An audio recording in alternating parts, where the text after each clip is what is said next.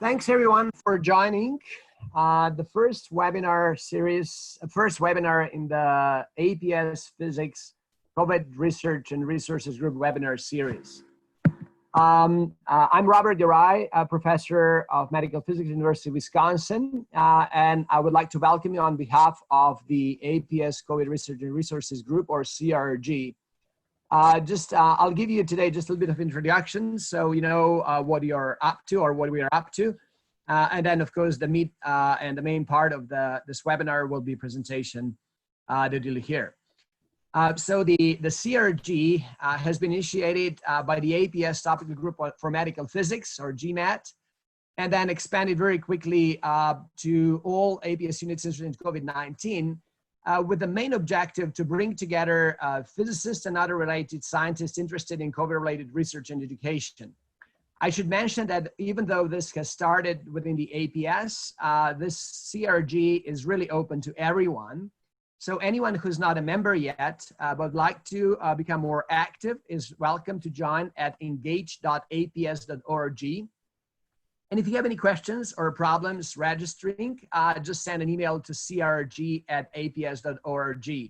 All the information of how to join, it's also posted on the webinar website.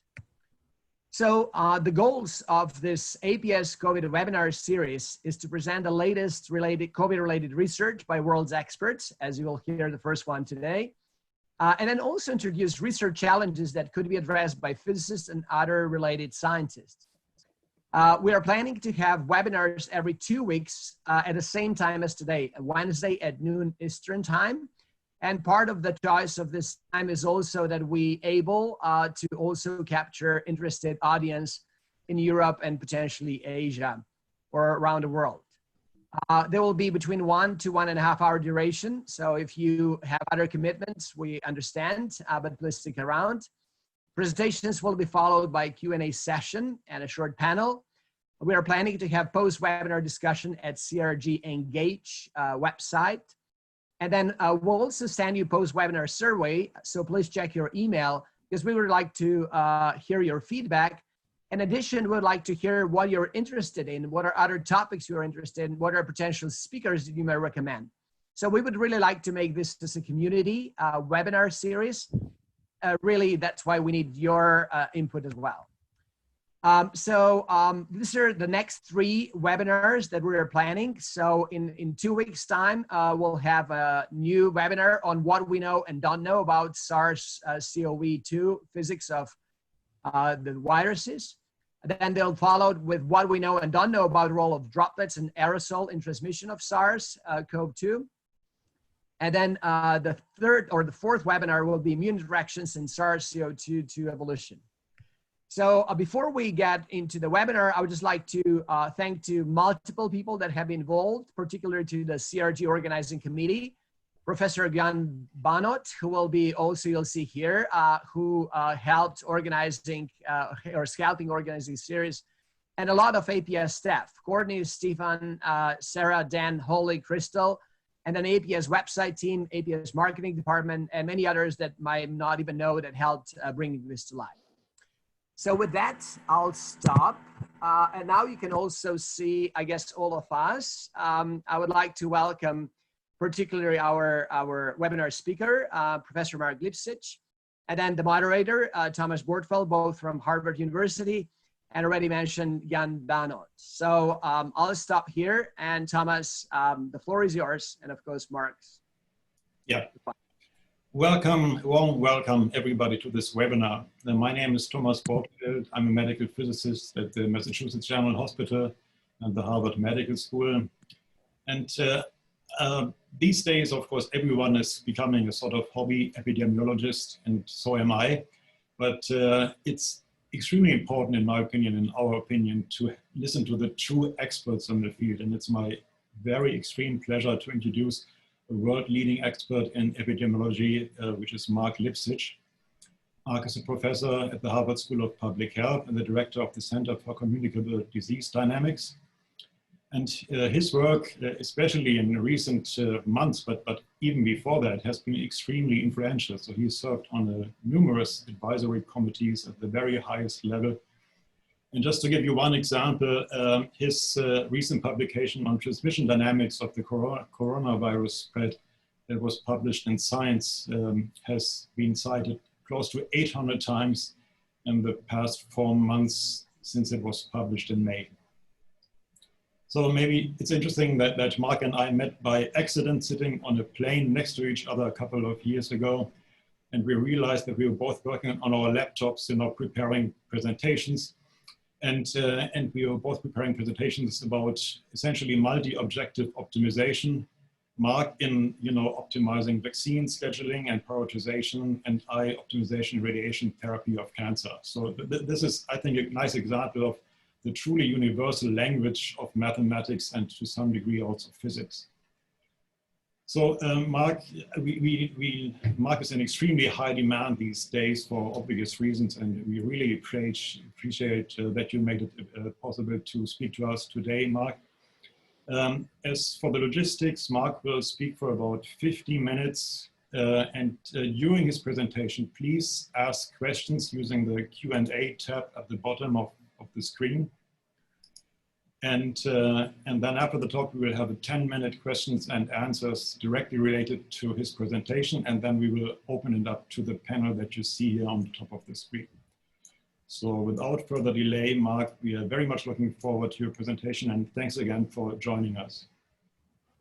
Thank you for having me, and thanks for the invitation and to be in a series that looks really fascinating. I took a screenshot of the upcoming work because I hope I can hear some of those talks. Those sound really great. So I'm going to talk about work. Well, I'm going to really sort of try to set the stage for what maybe some of the other talks in the future will describe, and talk at a fairly high level of generality about the pandemic, but also try to focus on how these issues of the epidemiology and the uncertainty about the epidemiology affect our efforts to control it. And I'll sort of talk about a lot of different topics briefly at the beginning, and then I'll give something that looks a little bit more like a research talk in miniature toward the end to just describe some work that we've submitted for publication and addresses control by vaccines. So to start, I'll just mention that we've had a group of several dozen people working since the beginning of the pandemic, or near the beginning of the pandemic, in our center. And one of the really nice things has been alumni who have joined us for various projects, sometimes taking leave from their day jobs, and we've had a really positive experience with many collaborators, close and not so and far away. So the pandemic obviously is now everywhere. This is the snapshot from Johns Hopkins this morning of nearly 1 million deaths known, about nearly 32 million cases. And it's no longer a surprise to anyone to say that these numbers are the tip of the iceberg. These are the things that we know about, and most cases are not being detected even now, and most deaths perhaps are being detected in some places, but we'll get to that in a few minutes. When we look at the very large scale, I think it's easy to forget that this pandemic also is incredibly local. And this is some work that was just published by my collaborators. I was not involved, but my close colleagues, Jonathan Grad and his group, where they looked at in various parts of New York City at the proportion of mothers delivering babies who were routinely tested, so they weren't necessarily sick. Most of them were not symptomatic with COVID. But what proportion of them had SARS-CoV-2 in their upper airways? And what you can see is incredible variation that largely track socioeconomic status, with the southern Queens and southern Brooklyn and the Bronx being the highest and Manhattan being the lowest by far. So that about a quarter of all women delivering babies who lived in South Queens had SARS-CoV-2 infection at that moment, in that period when they delivered their babies. So roughly a point prevalence. And on the other hand, less than around 10% in Manhattan. And then when you zoom out to the scale of counties around the US, this is more recent data from the different counties in the US, and you can see the red color is above 25 cases per 100,000 per day. The yellow is up to that from about 10, and the green, or maybe 5, I can't remember, and the green is under 5, I think. So it's at almost every scale, it's really quite variable. This is some work also done by colleagues, not by me, but a website out of Yale School of Public Health. And these are estimates based on models of the seroprevalence in each of the states. And you can see, if you compare, for example, Hawaii to Georgia or Florida, you have quite a range, and a lot of things in between. One thing that has been really critical is that the impact has been widely disparate across racial and ethnic groups in the US and also elsewhere. Actually, our center is starting a seminar series on disparities in COVID starting this week. So roughly speaking, if you're white, you are about half as likely to have died of COVID as if you're Black in the United States. And those numbers are not good for all of the Black and brown ethnic groups, unfortunately. And there's a real disparity, both, it seems, in the risk of infection and in the risk of complications given infection. So that's sort of the very big picture. And one of the things to emphasize is that the data are terrible in changing ways. I should probably have added that to this slide. So, if you study any physical phenomenon, you have instruments. They're not perfect, but you know how precise they are, and they're the same instruments from day to day. And if you were trying to measure the barometric pressure, it would be a little bit, the situation in epidemiology, especially in a crisis, would be a little bit like this, that every county is inventing and recalibrating and occasionally breaking its instruments every day, and they're all different. I was really glad to see that my favorite elementary school experiment of a barometer made with a balloon on top of a jar is on the internet. A lot of it is like this, some of it is like this, and it's changing constantly. So what that means is that it's just the data are not comparable often from place to place or from time to time. Another issue is that there are important delays, and I'll talk about the implications in a minute. But if you think of the event of infection, which is almost never observed, sometimes you see the onset of symptoms.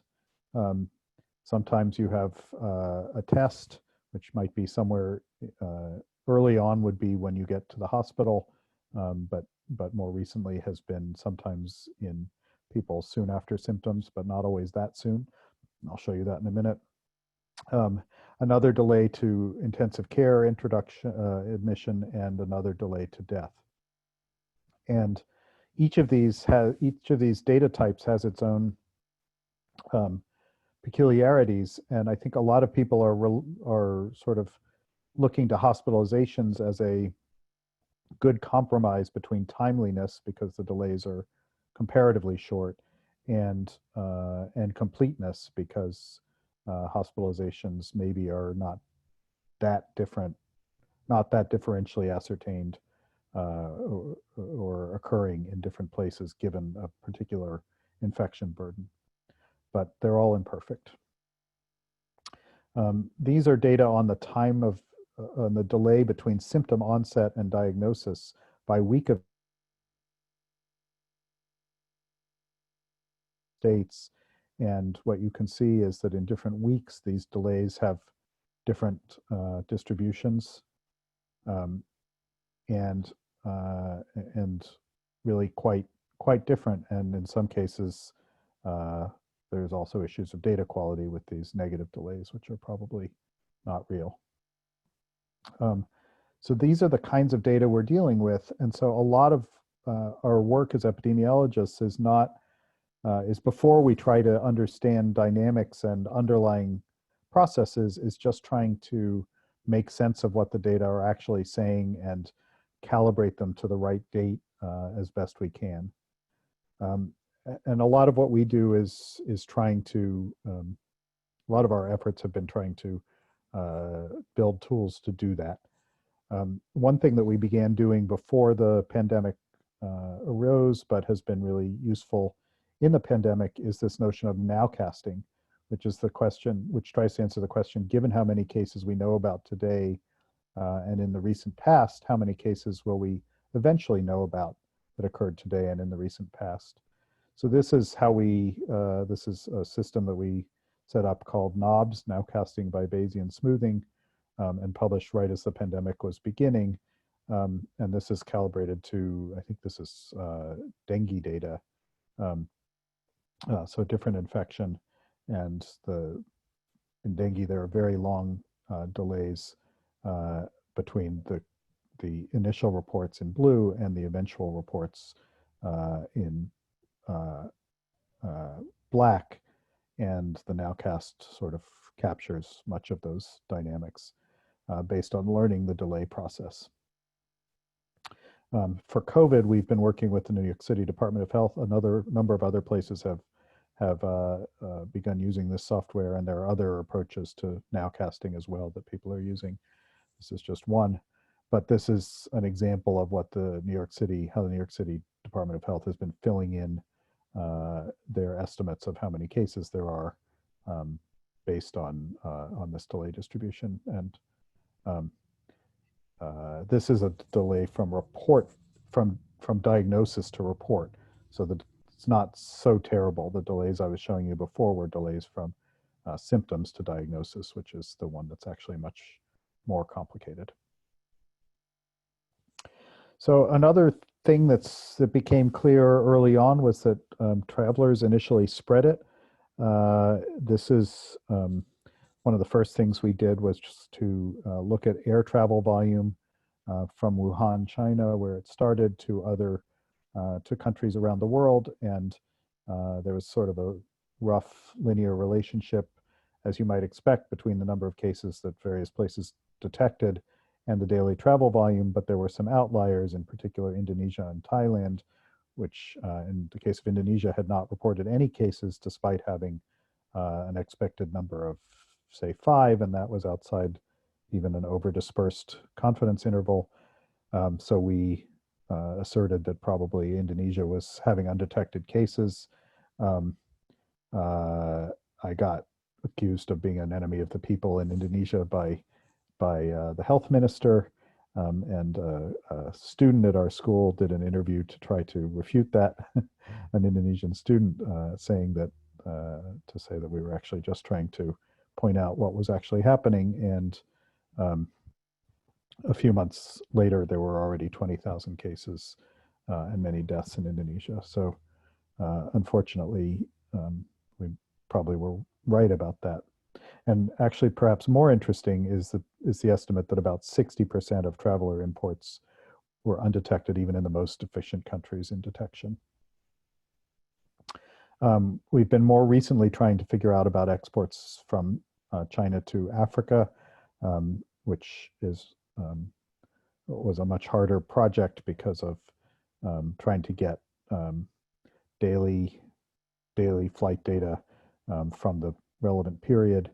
But we have some estimates now that are under review that are suggests that South Africa and a few other countries around the continent got a few imports each, and that probably there were one or two imports into a few other countries as well.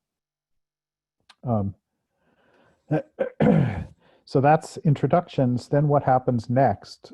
Well, one thing that's clear from the theory of branching processes, to put it in mathematical terms, but this is one way we do epidemiology when we don't know anything else to do, when we don't really understand the virus yet, is to treat it as a branching process and just let it spread or not spread depending on stochastic luck and depending on how many introductions there are and how infectious each person is.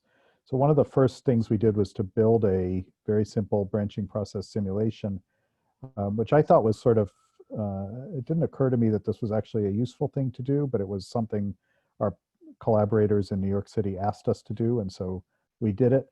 And it didn't seem useful at the time because essentially what it said is, first of all, we are very uncertain about almost all of the inputs to this, but if you set those inputs simulations, you get, sometimes there's a takeoff very early and you reach exponential growth in this process once the initial stochastic transient is passed. And sometimes it happens later and sometimes it doesn't happen at all. And that seemed to us like not a very useful thing to say, since in fact it narrows your uncertainty almost not at all. But then what we realized was that actually we don't need to narrow uncertainty at that stage. What was needed was to broaden it, because there was a lot of discussion about the fact that there were not very many detected cases in the United States. There were even fewer detected transmissions. And many health authorities were planning on the assumption that that absence of evidence meant evidence of absence, that the fact that we weren't detecting it in large numbers meant that there weren't large numbers of cases. And combining poor detection with the possibility of exponential growth, what this model did and was useful to New York City was to say, you don't have a problem now that you can see, but that is not very comforting given what we know about the potential for this virus to spread and what we already knew. So it turned out to be, we think of science as telling people, falsifying hypotheses, and really what we were trying to do, well, in retrospect, I now understand what we were doing was to broaden their hypotheses, including some that required response. And I think some of the urgency of the New York City response actually may have resulted from this work. It's also dependent, the spread is also dependent on policy and individual responses. This is work from my colleague, Caroline Buckey, who's led the COVID-19 mobility project, which is a set of collaborations with researchers around the world. Facebook gives them data. They do work alongside health authorities and provide reports to the health authorities. And so with Facebook, you can get an estimate of the amount of mobility in a particular place, because where people log in from changes over time. And you can turn that into a mobility measure. And what you can see here is that a few interesting things. One interesting thing is that every place in March, mobility went down. In Massachusetts, it went down almost about 40, 45 or 50%. In New York State, overall, it went down almost 60%, 50 or 55%. And in Florida, it went down about 40%. Much of that prior to the closure of schools and the shelter-in-place orders.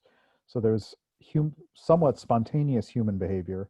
There's also policy decisions, and there's also heterogeneity between the sites. So Florida declined less and bounced back, it seems, somewhat faster to baseline levels. And so a lot of people are using mobility as a proxy for estimates of transmission. that's not totally straightforward. It's far from straightforward, but it is an interesting way of having a much more real-time indicator that you can then use with the data that I described that has many delays in it. The spread also depended a lot on individual responses and risk factors. So this is the graph I showed before. And this is what looks like the same figure, but it's actually a different figure with very similar colors. And here is the reduction in movement, similar to what you saw on the last slide, but by section of the city. And so the places where there was not much reduction in movement, presumably due to people having to go to work with jobs that did not allow them to work from home, and other reasons, were the ones where there was more transmission, and Manhattan, where essentially everybody left if they could, and then there was no one to move around, or there was or people were sheltering in place, also had a bigger reduction in movement and a much lower virus prevalence, and this is the correlation. This is from the science paper that Thomas mentioned, where I think the part that people paid attention to mostly was the projections of long-term social distancing being required before we got to herd immunity. Perhaps the more scientifically curious part, to me at least, was our efforts to use data on seasonal coronaviruses to the 4 common cold coronaviruses that spread, or the 2 closely related common cold coronaviruses that spread every year, to try to estimate the magnitude of seasonal forcing, the extent to which the transmission rate is lower in the summer than in the winter. And so this is the figure. I won't go through all the details of the figure, but the yellow spline is an estimate of how much seasonal forcing there is, and represents a peak to trough difference of about 21%.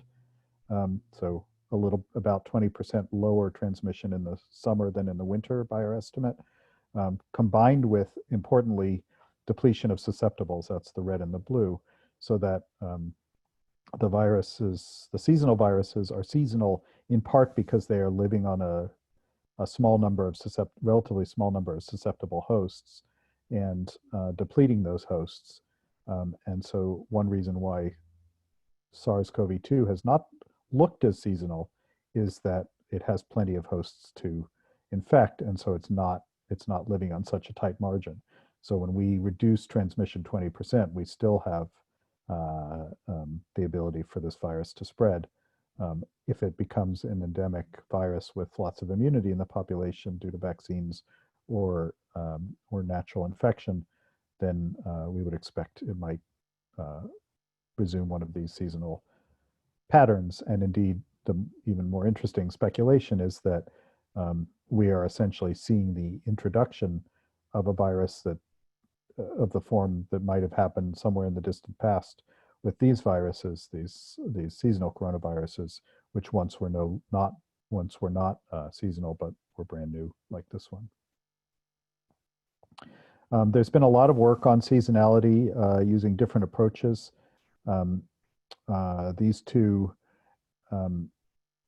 use data from SARS-CoV-2, so more relevant data, but also much more complicated to assess because everything is changing at once with SARS-CoV-2, and the data are not gathered in the same way over time. But they get similar results of that sort of order of magnitude for the amount of seasonality. And then there are quite a number of other factors that also presumably are influencing the spread. Possibly prior exposure to other coronaviruses and T-cell cross-immunity that results from those, and I'll talk about that in a second, but also many other things, and my favorite is the idea that there's a statistical correlation between having a female head of state and having few coronavirus deaths. The issue of of cross-immunity has been discussed an awful lot. So T cells are the branch of the immune system, or it's really two branches. B cells, which make antibodies, are one, and the two other main branches are two different kinds of T cells are the three branches of the adaptive immune system, the one that remembers what it's seen before. And some people have been suggesting that the relatively new discovery by Shane Crotty and Alex Sette and others of this type of cross-immunity may mean that they're actually just, we're going to get to we're going to stop spread at a much lower level of transmission of cumulative infection than we thought, that there's sort of a lot of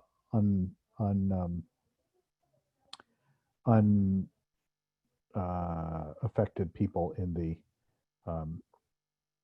uninfectable people in the population. We have under review an article with those two where we teamed up as the epidemiologists with the T cell biologists to look at what the different possible hypotheses were for how T cells might work. And our conclusion is that this third model, where T cells can actually stop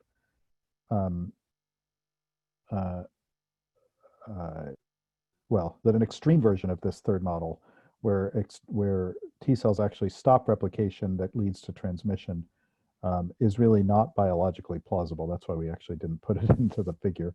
We do talk about it in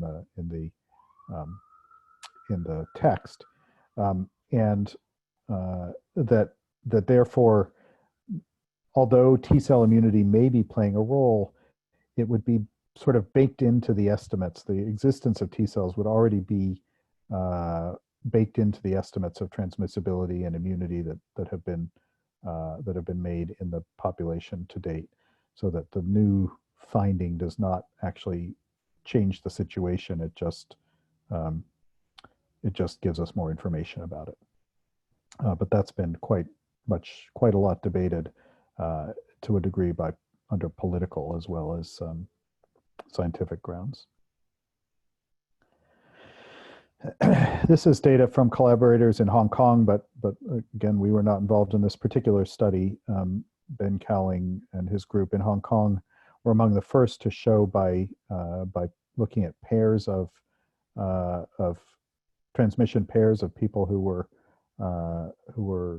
thought to be the source of infection and the recipient, that something like 40% of transmission occurs prior to symptom onset, and that means that you can get this strange result that what's known as the serial interval, or the time from symptom onset in a case to symptom onset on their contacts, can actually sometimes be negative, because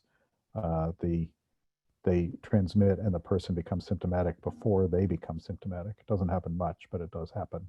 It does seem to happen. So that estimate, I think, has stood the test of time so far. It was rough, but on the order of 40 or a little more than 40% pre-symptomatic transmission. And of course, that makes everything harder. One thing it makes harder is contact tracing, which is the notion that you test people and then ask them for their contacts and then chase down those contacts. As that work was coming out, we were doing some modeling of how contact tracing might work under two scenarios. One where you ask the contacts to just monitor their symptoms in yellow, and if they become symptomatic, then to isolate themselves, or where you quarantine those people and ask them to just stay out of circulation, regardless of whether they're symptomatic. And in this case, if I remember correctly with this graph, this was not even taking account of the fact that some people don't become symptomatic, because that was not clear at the time we did this work. It now is.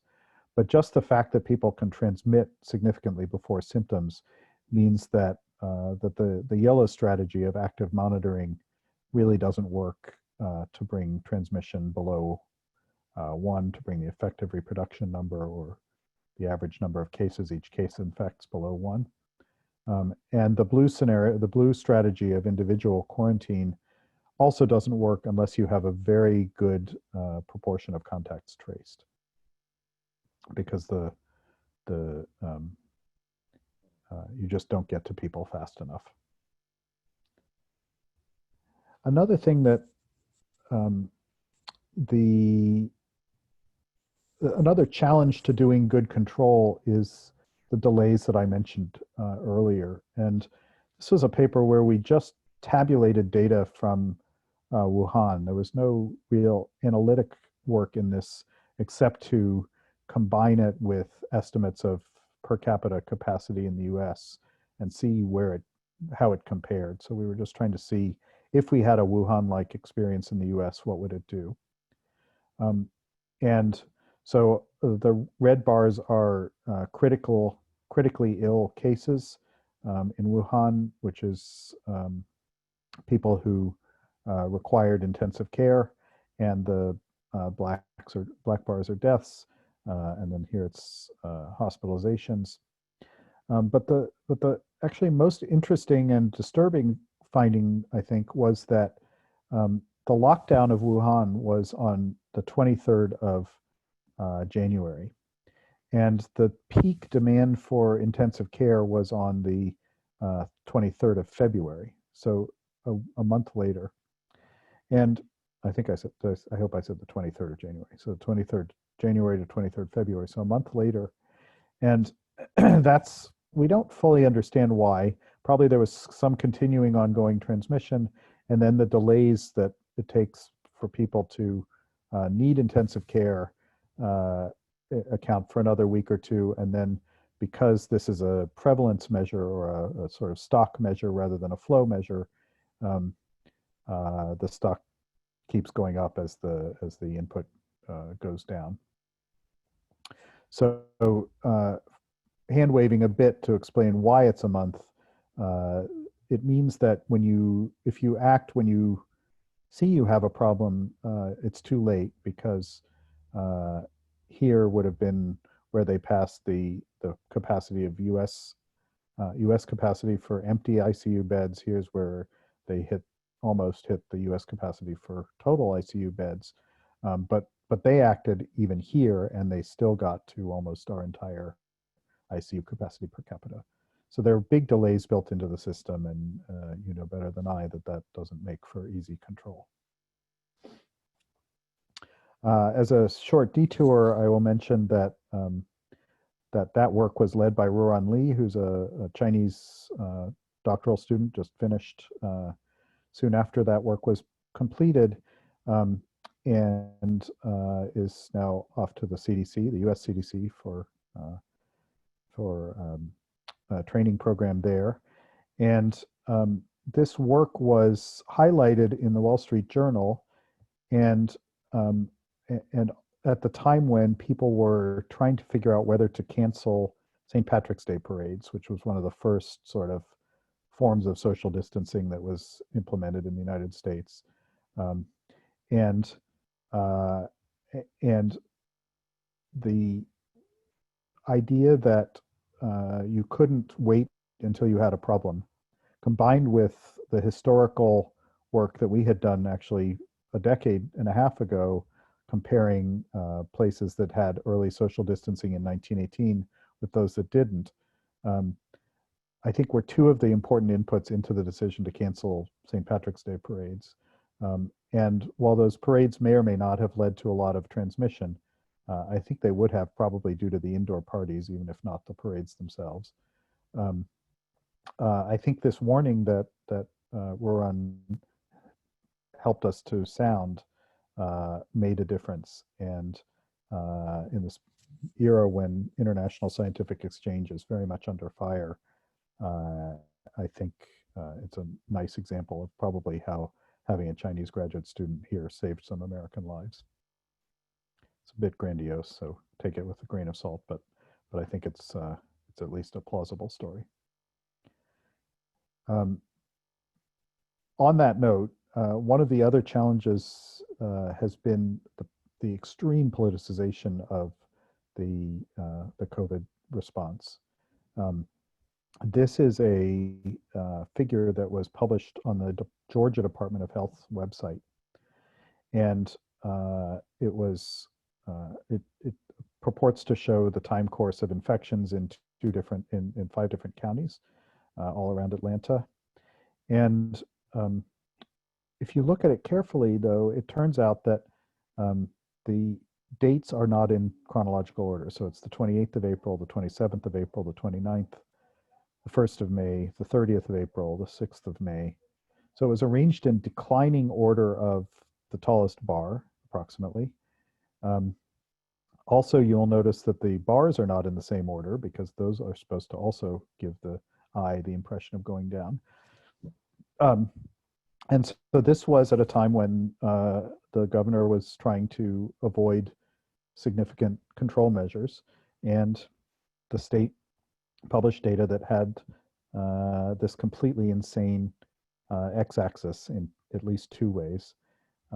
This was quickly caught by the Atlanta Journal-Constitution and remedied after they blamed the software vendor for having messed up their statistics. I think the role of the media as a source of good information has been extraordinarily important in this pandemic, especially in places where the government is not doing its job, like Severity. It's one of the weird things for me as an epidemiologist is hearing sort of terms that we use for our as sort of jargon now on the Fox News and NPR and everything in between. So infection fatality rate is one of those things that we were always talking about, and no one knew what we were talking about, but now everybody knows that that's the risk of dying if you become infected, as you might have guessed from the from the name. But it took a long time to figure out what that was, but there is now an emerging consensus that it's on the order of 0.6 or 0.7%. This graph actually says 0.6%. It was 0.7 a little earlier than that. And I think a critical thing is to say that this is not a constant of nature. It's something we need to estimate in order to make sense of death data, et cetera. But it depends on age, it depends on treatment, and it depends on other things that vary with time.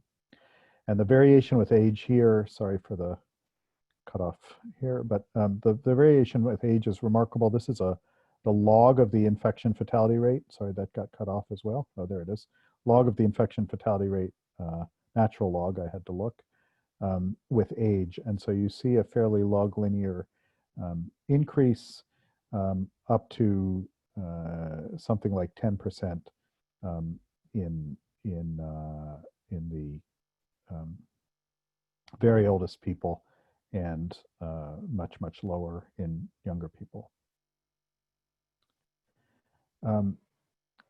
Here are some of the social and demographic risk factors that the UK study has identified as being predictive of mortality. So both predictive of infection and then subsequent mortality. Age is crucial for mortality, but also certain comorbidities in multiple countries. Being Black or brown has been a predictor of higher mortality risk, and being of lower socioeconomic status as well, and then certain types of diseases as well. And then the last thing to say about deaths is work by Dan Weinberger, now at Yale, and published in the Washington Post, as of course that's where scientific work is published. What they showed was that the reported deaths from COVID are not fully explaining the excess above the seasonal norm for the number of deaths you would expect. And that's particularly striking given that things like traffic accidents and other causes of deaths are almost certainly going down. So this is either COVID deaths that were not recorded as such, and or deaths from other causes that were indirectly caused by COVID, such as suicides and untreated other infections or other non-infectious conditions. So around Memorial Day, the New York Times published this remarkable thing about how 100,000 lives had been lost, and it's now just past Labor Day, and we've doubled our losses, and it's pretty daunting that that's happened in such a short time. So where we stand now in the U.S. is that we have a couple 100,000 deaths already known, and 1 million almost known globally. We're still really at the sort of early middle period. Most of the world and the country have experienced considerably less than 20% of the population infected, with already catastrophic consequences in many places. So this is not a final number. None of these are final numbers. These are numbers in progress, sadly. Almost all of the Western world, at least, is in resurgence, the Northern Hemisphere Western world. Many countries are trying to suppress the transmission until, as we hope, a vaccine comes. A few are taking other strategies. I think one thing that's been striking is what we have to learn from the rest of the world. These are 2 articles that came out, one of them in the middle of the summer and one of them more recently, about the successes in Rwanda on the left and Senegal on the right. These are 2 countries that have taken sort of technocratic, well-organized approaches to control, and have managed to scale up testing and have had better outcomes than many other places. So I think there's something to learn from that. One of the approaches that's been used a lot to try to control the epidemic is contact tracing. My view is that contact tracing is like cleaning up that in the US at the present moment, contact tracing is like cleaning up an oil spill with a paper towel. And I showed the idea a few minutes ago that you need 75% of contacts to be traced or something. And I'm going to rush through this in order to get to the last bit, but a few places are putting up their results online, and New York City is one of them for contact tracing. In New York, 45% of the people that they identify as cases complete their interview to giving contacts, and 56% of those contacts complete an intake and are traced. So that tells you nothing about the timing, but it just says that 46% times 45% is about a quarter of contacts are likely found, of whom a quarter are already symptomatic when reached, according to this graph, and therefore are probably in the middle of their infectious period. So my conclusion would be that contact tracing in relatively well-functioning city like New York, is making at most a modest contribution to reducing transmission. So we like contact tracing because it's a proven method for other diseases, and it inconveniences a few people a lot, but doesn't inconvenience everyone the way more broad-scale control measures do. But at the moment, with the delays in testing and other problems, I think it's somewhat wishful thinking to think it's a major part of the solution. I think some of the big open questions in this epidemic about the epidemiology of this, there are many scientific questions about the virus and such, but I think we still have a very poor idea of where transmission occurs and what activities we can do safely.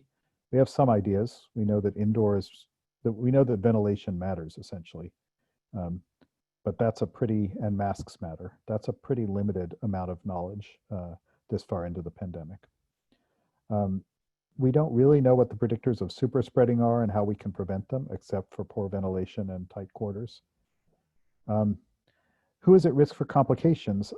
I'd say where that is a point of ignorance, and I just gave you a list of all the reasons all the things we know about who's at risk for complications. But it's worth mentioning that even the 90-year-olds, only a lot less than half of them die.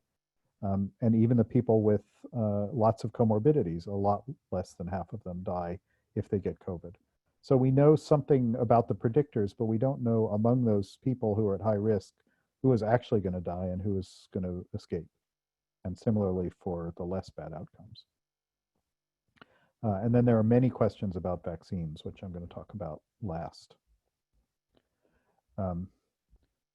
So last, I just want to talk in a slightly more sustained way about some work we're doing that tries to put many of the things I've talked about together and think about how to prioritize vaccines by age and serostatus. And this is work led by graduate student Kate Bubar and faculty member at University of Colorado, Dan Larimore, as collaborators. So this is a classic SEIR type of model that we've used, where we move individuals from the susceptible to an exposed category. This is a differential equation model to an infectious category to a recovered category. But it's a little bit more elegant than that in that we add some structure, and we add that structure based on contact matrices that reflect what people say they have, the kinds of contacts people say they have had in the past 24 hours. And there's a nice generalization of the data that exist in a number of European countries and a number of other countries around the world that allow us to, and this is work from the London School of Hygiene earlier this year, that allow us to make such a matrix for each country in the world, an estimated matrix. So what we are trying to do in this work is, on the assumption that the vaccine will be scarce initially, and taking into account that we don't know for whom the vaccine will be approved, how protective it will be, whether it's going to be less good in older people, as many vaccines are, and whether it blocks transmission or whether it only blocks severe outcomes. And then using these three kinds of variables, what can we say about strategies? So the first question is just, how do different prioritizations play out? So what we do is we run the model from the beginning of an epidemic, and we'll talk about why that obviously isn't quite the relevant question in a minute, but starting from the beginning of the epidemic and vaccinate different groups of people with a vaccine supply of increasing amounts. And then we ask, compared to an unvaccinated population, what strategies best reduce mortality and what strategies best reduce infection. So on the mortality, what we find is that vaccinating the oldest is best. You get the biggest reduction in mortality for each vaccine you use. Vaccinating the youngest is the worst, and others in between. For infections, because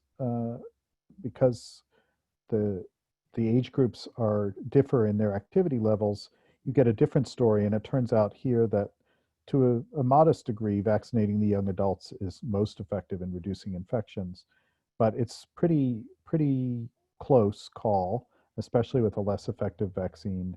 And when we change things, this ordering can change, but it never gets very different. In other words, almost every strategy is about as good as almost every other strategy, but the precise ordering can change.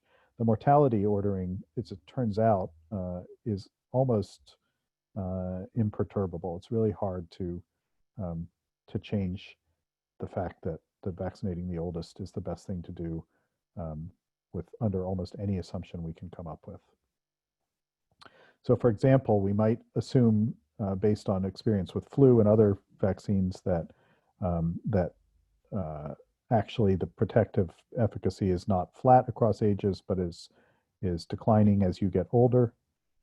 if you take this assumption about the shape of that curve, then vaccinating the elderly still gets you the best results compared to vaccinating young adults, the next best in the green dashed lines.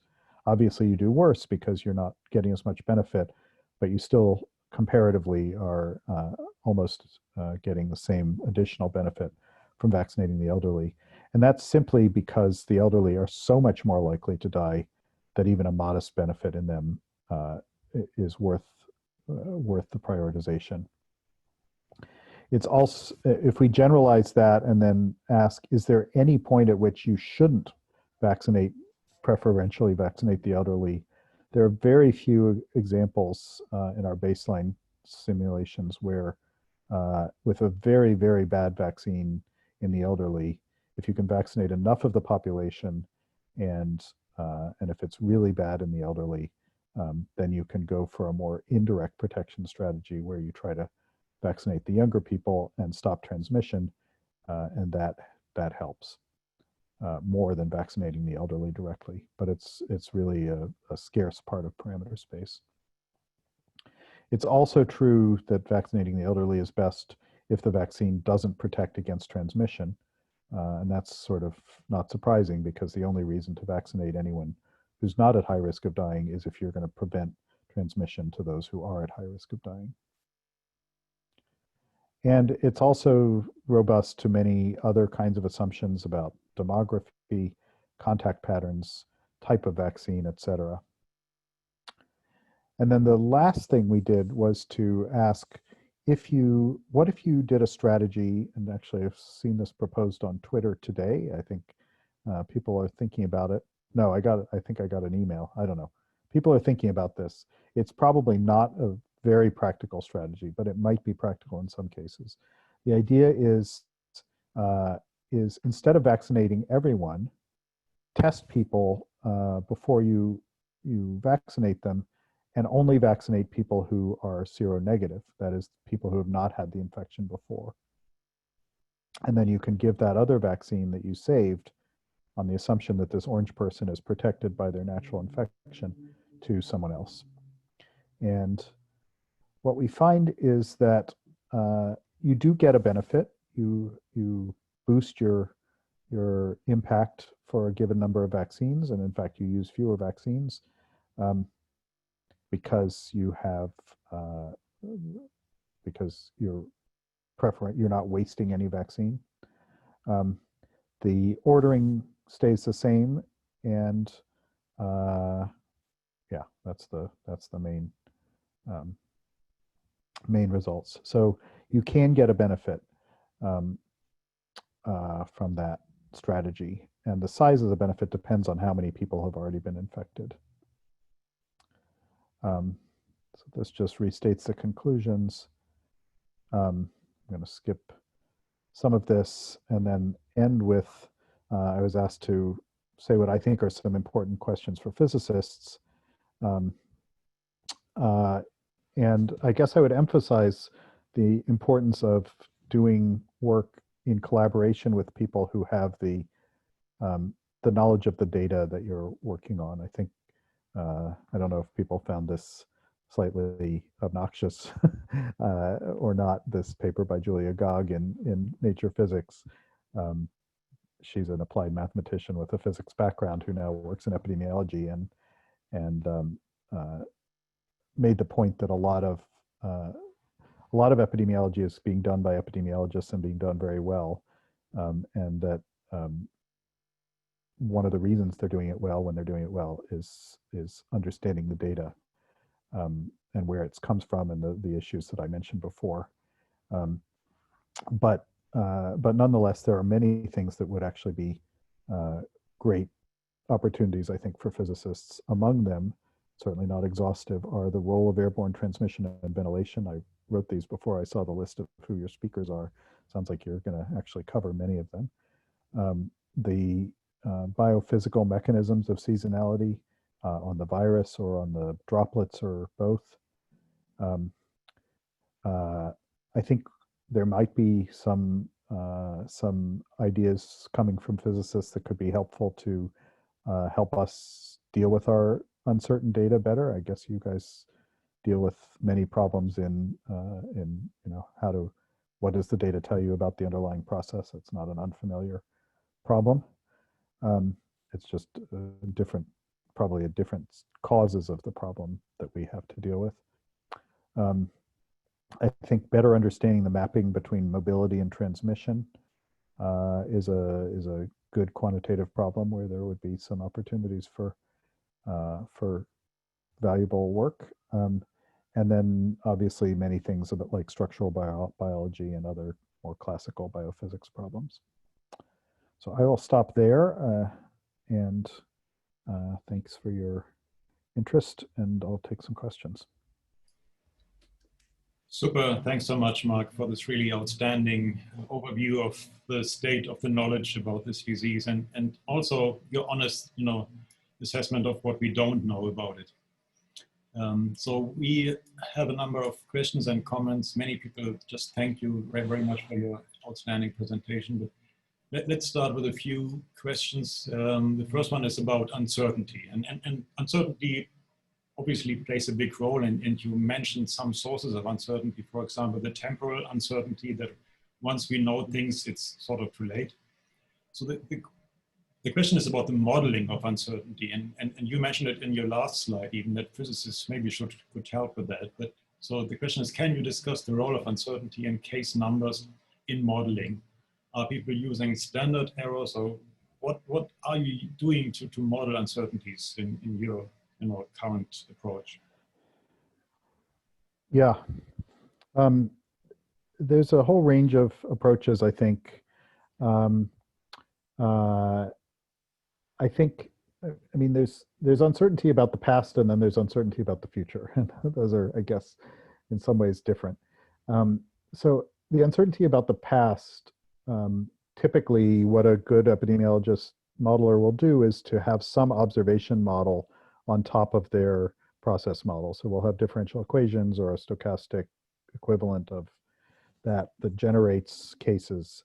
And then we will place on top of that some kind of observation model where the mean of the observation is the truth, and then there's some variation around that, and then fit to observed data.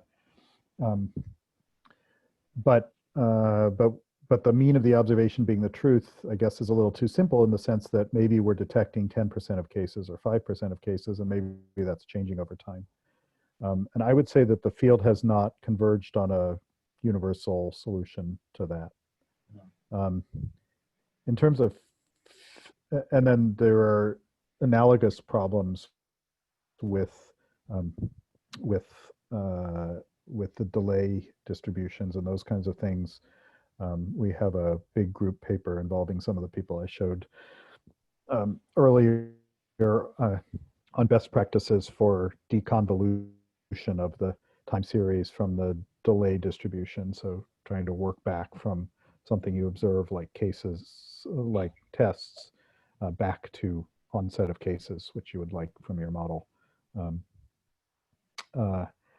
And so it seems like deconvolution approaches are the best option for that, although we've just been looking at some other ones as well. Uncertainty about the future, I think, takes two forms. The big form, and one reason that I don't do, after that first paper, haven't done a lot of sort of projecting forward, is, as we were talking before the session started, it's not a natural system, it's a human system. And so predictions are all about predicting human behavior. And the viral issues are the least of the issues. And I don't think I am actually very good at predicting human behavior, nor are most epidemiologists. It's not what we're trained to do. I'm not sure anybody's very good at it.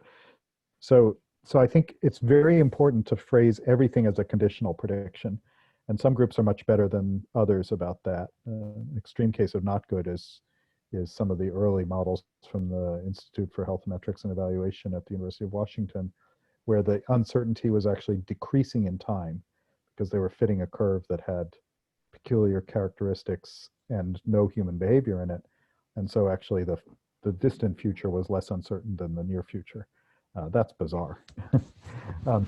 so there are better and worse practices in our field, and I could go on, but I guess that's a brief answer to your question. Well, that's great. I mean, in terms of the, human behavior, I don't think that physicists are particularly good at that either. So I'm not sure that we are the right people. But in terms of these deconvolution models, I think that is definitely something that we could look into. And deconvolution is something that physicists and mathematicians do, and so that's an interesting idea. Another question about the racial disparities. So you mentioned that the risk of white people, I think you said, is dying of the disease is twice, half as high as the ones of a black person. So is that because of the different rates of the disease, or is it because the black population has less access to, say, healthcare and other socioeconomic issues in the black population? It appears to be both. So case numbers are not fully accounting for it, for the disparities, as best anyone can tell. So I would say the precise mix is something that will be the topic of a lot of ongoing research. And I'll share afterwards the link to our seminar series on this topic, because I think there's a lot of uncertainty. But I would put it in three. I would say there's a non-zero contribution from three areas. One is higher rates of infection due to job exposure, to the extent that race and poverty are related. More smaller homes that have less opportunities for distancing and greater transmission within the homes, probably. Public transport use and other factors related to exposure. A second bucket is higher rates of comorbidities in disadvantaged populations, and the third is sort of today worse quality of care for COVID and other infections. But I think the higher rates of comorbidities really has reminded me of something that I probably should have been focused on more in the past. But one aspect of pandemic preparedness is just having a decent health system that's accessible to people, and it's not just having it when you have a pandemic, but it's having it before you have the pandemic, so that people are healthier to begin with.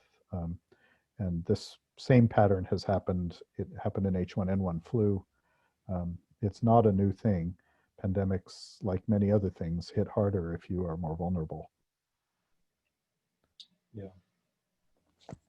Let's have another specific question and then open up to the panel. So you discussed the issue of traveling and mobility, and that has a big impact on the risks. The question is, how do you determine and how do you actually measure the mobility rate and in its reduction? Yeah, there are a number of data sources, and most of them depend in some way on cell phones. So there are, my colleague Caroline Buckey really is the one who does this work, and I watch. but the data they've most directly worked with is Facebook data, where it's just where you log in from, and they tile the world and tell you how many people are in each move between tiles. Similarly, with cell phone operators in Bangladesh, for example, it's movement between cell towers that your phone is pinging. Apple and Google each have, Google at least has a data set that I actually don't know exactly how they generate, but obviously they know everything about all of us. And then there are other third-party vendors like SafeGraph that are creating these mobility data sets, essentially based on where you move with a mobile device. But but I don't know a lot of the details of that. Yeah. All right. Yeah. Robert and Gian, do you want to follow up? Sure. Maybe before I'll let you get on to ask first question. I have too many, and definitely I'll just say one for all the participants. We're definitely recording all the questions, and we'll try to answer as many as we can. But definitely we want to be able to address all. But what we'll try to do is to get on the CRRG Engage website, where we'll be posting questions, and we'll kindly ask Marc if he wouldn't mind asking some of the questions. Some are very specific to the presentation, but we'd like to have this so clarify in a good physics way, clarify all the answered questions. So so please be patient, and then but eventually we'll get the answers. Really wonderful participation from the audience. Jan, I'll let you. Oh, okay. So it was a wonderful talk, Marc. Thank you very much. My first question is, you've been an advisor to many countries on what to do as this pandemic unfolded. Where have you seen an effective use of the kinds of models that you told us about? Is there any country that's actually using the information you are providing to make a change in how they manage this? That's a good question. I think I've advised a few countries, and it hasn't usually been at the level of detail of what does your model say will this do. It's been much more general, to be frank. And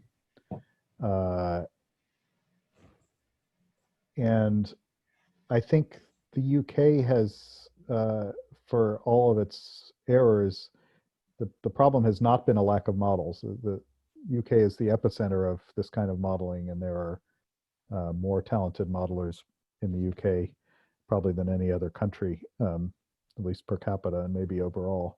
And they have plenty of good advice. I'm not sure they're always following it. I don't think they're always following it.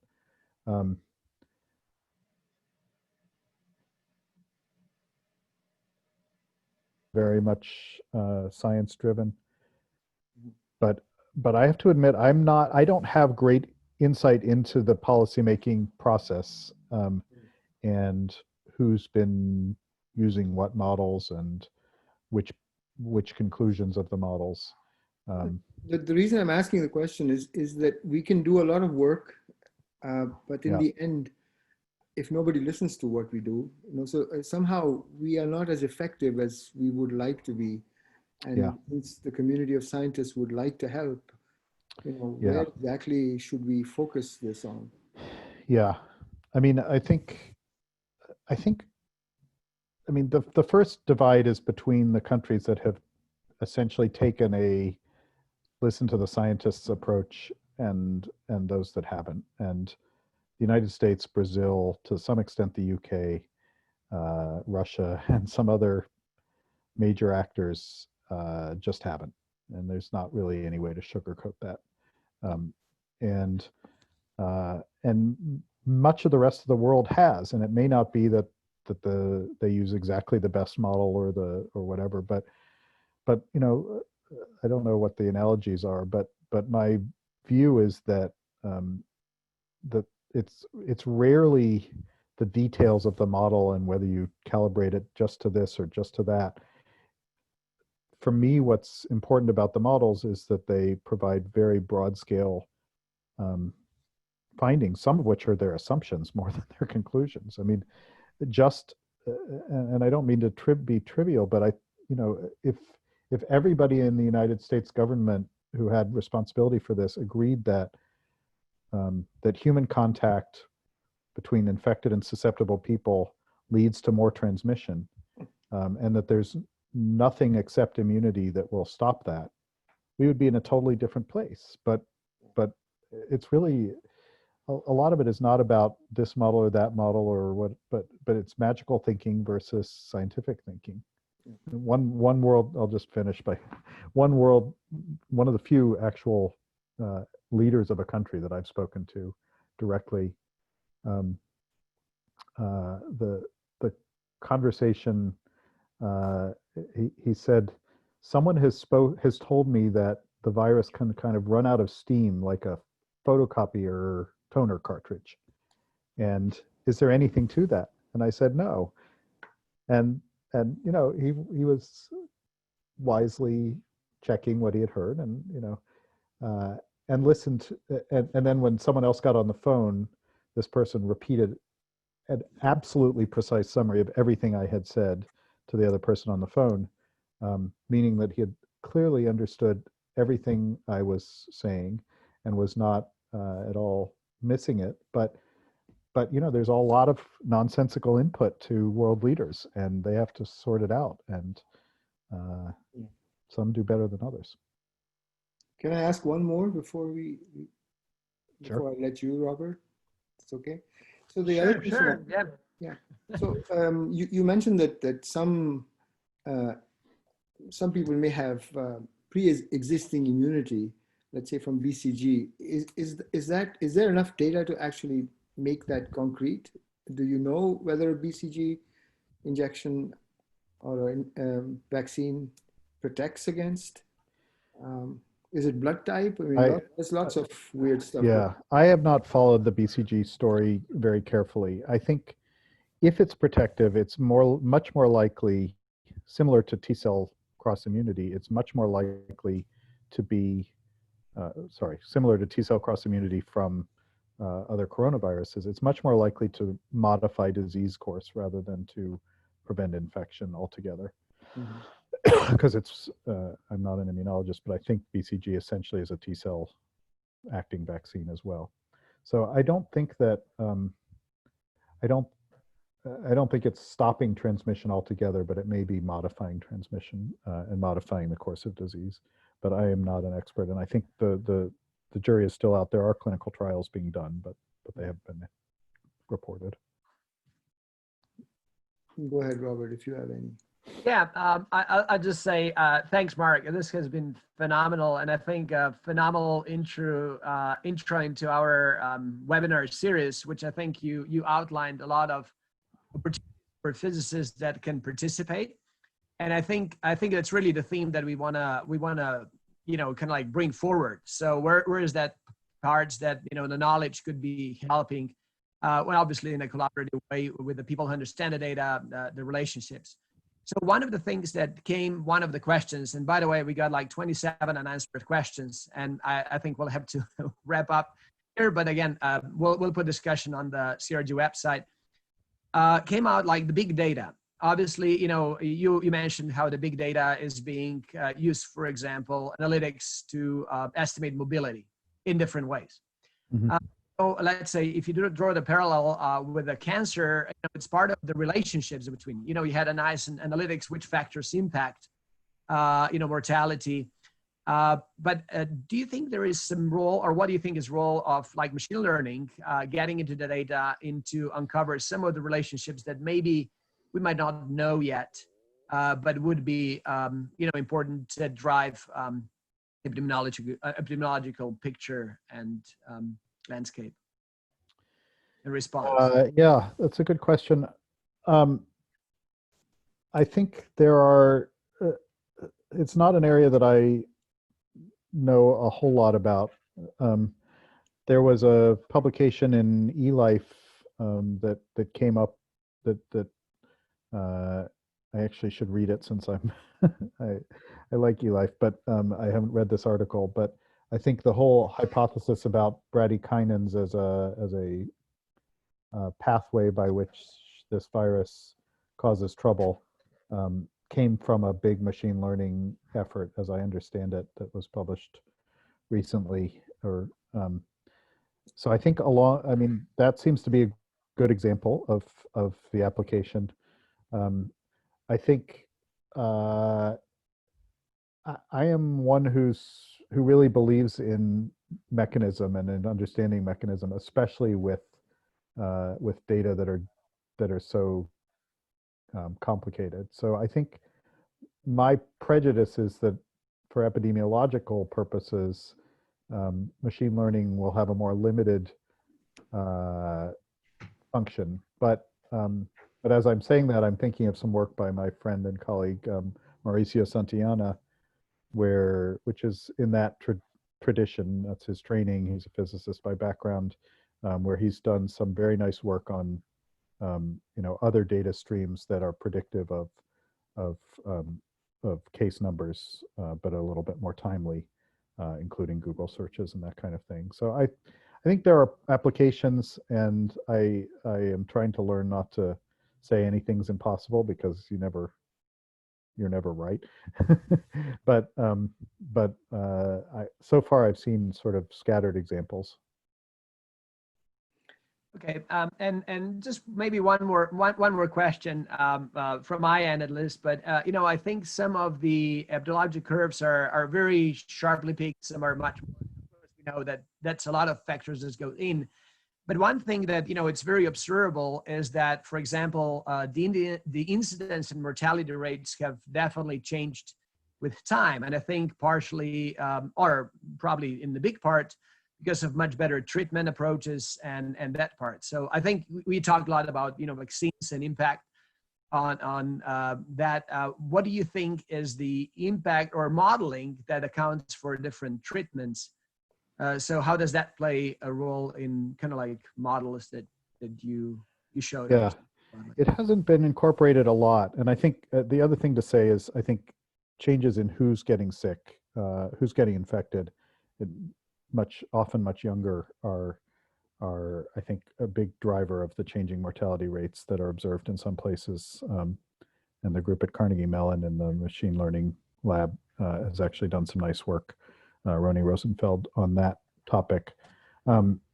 But I think one thing we showed in our original science paper is that a better treatment that gets you out of the intensive care unit faster or keeps you from getting into it is like building intensive care beds, or it's like building intensive care beds, because it amps up your capacity. And to the extent that we're trying to protect the intensive care units, all these treatment improvements, assuming that they get you out faster and don't just prolong your stay, are beneficial in that respect as well. So they allow you more latitude to let the epidemic go. But I have not seen much work on incorporating the new treatments, and I think the clinicians certainly say that we know how to treat better than we used to, and the outcomes are better. I haven't seen that in age stratified data. I've seen that in overall data, but I think age accounts for a lot of that. So to be worked out. So can I ask a last question, Robert?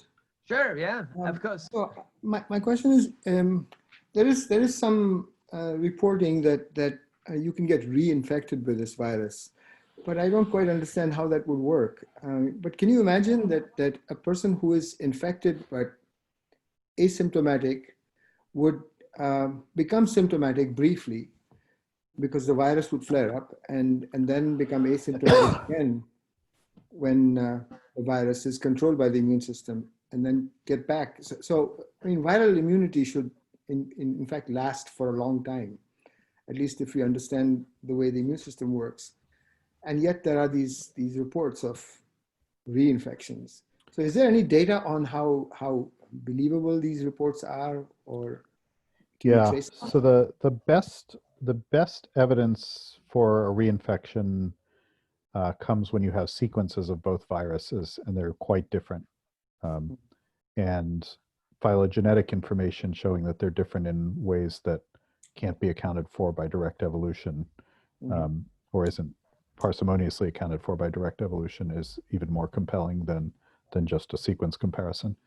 And there have been a few of those cases. There were 3 the last time I checked, but there may be more now, that seemed by viral sequence to be reinfections. I don't think it's unlikely that will happen, and it might not even be uncommon. I think severe second infections are probably very uncommon, but if you look at there were a set of human re-challenge studies with the seasonal coronaviruses in the past, and these were of people probably who had had the infection already by the time they entered the study. But you give them a virus and then you give them the same virus or a nearly related virus a year later. In one study, even with the same virus, they got reinfected, about half of them ish. And in the other study, it was nobody got reinfected with the same virus, but people with a closely related virus, about half of them got reinfected. They're small numbers, 10 or so. So it's not, coronavirus immunity is not spectacular from natural infection. And that's a different virus and whatever. But I think the first thing to say is it's going to happen.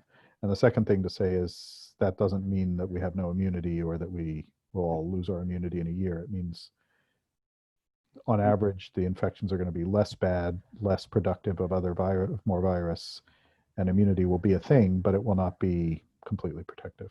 Well, we know that this is true of the influenza B virus, which we carry all the time and we give to everybody, and nobody is sick from it. And so eventually, hopefully, this virus will go down to that level when everybody will infect everybody else. And that you might right. And that could be a feature of just immunity and not the virus changing at all. Yeah, that's true, because we are the host now. Yeah. I think we'll close down, and I'd really like to thank first Marc for a really phenomenal presentation. I think covering so much ground, and I think very physicsy. Thanks everyone who was able to stay along. We've got a lot of people that stayed very long time. We've still got 30 questions that are unanswered. So we'll try to get to that. But you know, the last question that just came in kind of like in the last minute came. I think something that everybody asks for is like, are your models able to predict when this pandemic will possibly end? And you know, probably, unfortunately not. But I would like to hear your final answer, if there is any hope in terms of you know, what would end in that sense, what would be required? Yeah. I mean, just vaccination, etc. But when is the question? Yeah. I mean, the horrible trade-off is that if you're relying on natural immunity, the more you control the virus, the longer it takes. And that's why some people, I think irresponsibly, or at least wrongly, if not irresponsibly, in my opinion, are saying just sort of let it go and try to protect the elderly and just let everybody else get infected. I don't think that's possible, but that's the rationale, is that let's get out of this sooner. You know, I think our projections in the original science paper were for a couple of years. We haven't revisited them based on the latest data and how fast it has gone, but it's not completely out of whack in the sense that we're, you know, 10-20% infection, cumulative infection after 8 or 9 months, and we're trying to control it, so it's going to on average be a little bit slower than that. So I think another year or two at least, in the absence of a vaccine. That's why a vaccine is so crucial, or a way to manage it better with treatments, and those may come sooner. Hard to know. So. Wonderful ending, or kind of like, I don't know if it's wonderful. It's not wonderful. A realistic ending, and I think that's definitely still a lot of work to be done to hopefully get us there. Yeah. So thank you so much again, Marc. Yeah. Thanks everyone again. Thanks for having me. Yeah, and I guess we'll have it. I don't know if I can share the screen for the next poster for the next talk that we'll have in 2 weeks. From Rahul Rabadan from Columbia University. So, and then we'll talk more about the physics of viruses. So everyone, thanks again, and welcome to join us in 2 weeks' time. Thank you very much. Thanks so much. Bye-bye. Bye.